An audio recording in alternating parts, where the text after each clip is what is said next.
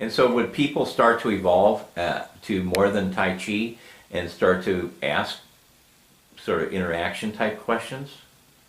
And they would ask for your opinion? Mm-hmm. Oh, okay. So that's interesting then. Okay. And then, when you decided to go back to graduate school after the 10 years, then had you made sort of a commitment that this is the direction that you wanted to, your path to go in now? And again, that was, I talk a lot about feminine process and masculine process. Masculine process is, I have a goal and it's A to B, and I can get there in a straight line. But this was more like like corn growing. First there's 2 little leaves and you go, oh, okay. And then there's 4 leaves, and then it grows. And you don't really know, it's more like a mystery seed. You don't really know how it's going to grow, but it does. And so I knew each sort of evolution of leaves that I was at a new stage, but I didn't know what's coming next. Okay. So, I'm teaching Tai Chi, and then just, you might say, miraculously, however that happens, this other opportunity shows up. So there's this teacher that I find out that is teaching these intuitive classes in Kalispell, Montana, and working with another person from Minnesota who comes regularly. So I start working with them, and that changes my world radically, because suddenly I'm working in time tunnels and astral travel, right, and rebirthing and past lives and brand new information. Okay, so that's exciting information. Oh yes, and it starts opening doors, and so one of the doors that opens is this teacher from Minnesota came. Let's see, actually that was years later. I was already in. Let me backtrack. So I do this psychic classes, and about a year or 2 later, I get introduced to co-counseling by Mitzi Varanish, then Lauren Varanish's wife, who's a doctor in Kalispell. Yes. And she's teaching co-counseling. I take the class, I fall in love with it. And not only do I fall in love with it, it's the first time that I have like a doorway into understanding people in a way that I don't have to be afraid of them. Okay. And I realized that that is exactly what I have been searching for. Not only that, what I was born to do. I was born to work with people in the emotional realms. Astrologically, if you read any of my charts that have been done over these whatever number of years that I've done that, it all says I should be a counselor. It's in my charts. I sort of put the skids on originally because I didn't have enough information.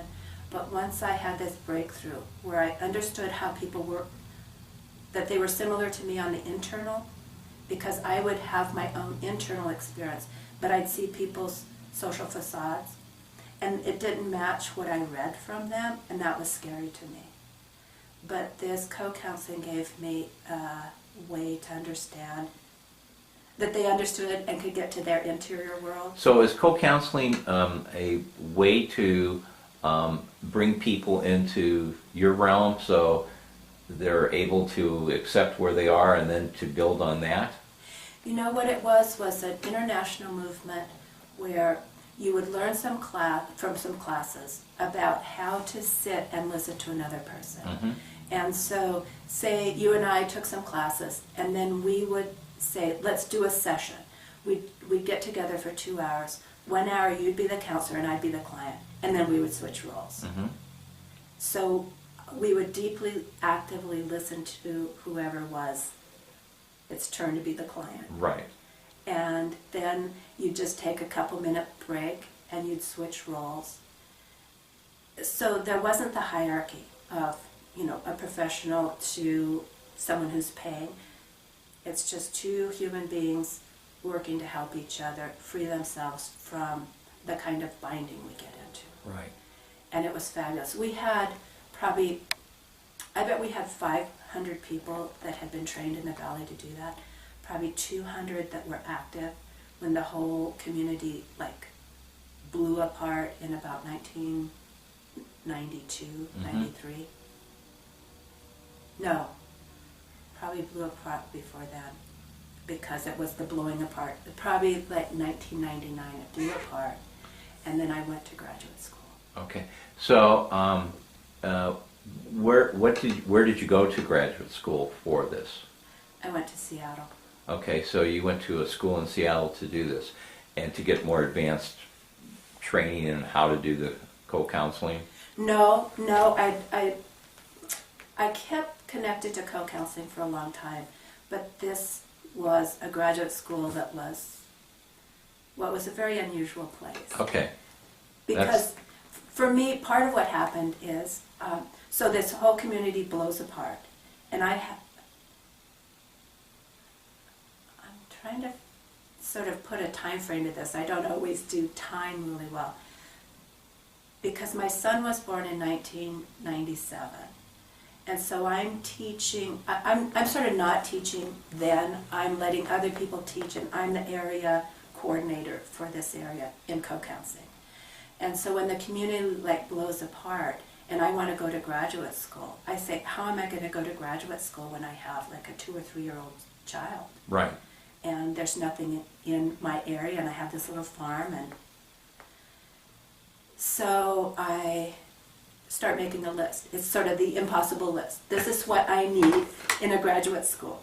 And really, I considered it totally impossible. But I did. I have my list. So I go to a co-counseling workshop in Missoula. And co-counseling, in these workshops, there'd be a lot of small breakout groups where you might work in a group of 8 people. Mm-hmm. So in this little group that I'm in, I'm sharing with this group that says, well, here's my impossible list. I really want to go to graduate school. Right. I really want to work with people emotionally on a professional level. But it's never going to happen because here's my list. Right. And so as I say this list, this man says, well, have I got the program for you? And he starts unbuttoning his shirt. And he takes his top shirt off, and his undershirt, his t-shirt, says LEOS, this Leadership Institute of Seattle. Ah. And he tells me about this program. He has a friend that has done it. And it meets all of my criteria. So I go home, I call my neighbor, who is my walking buddy, and I say, you wouldn't believe it, I found the program for me. And she says, I have the application.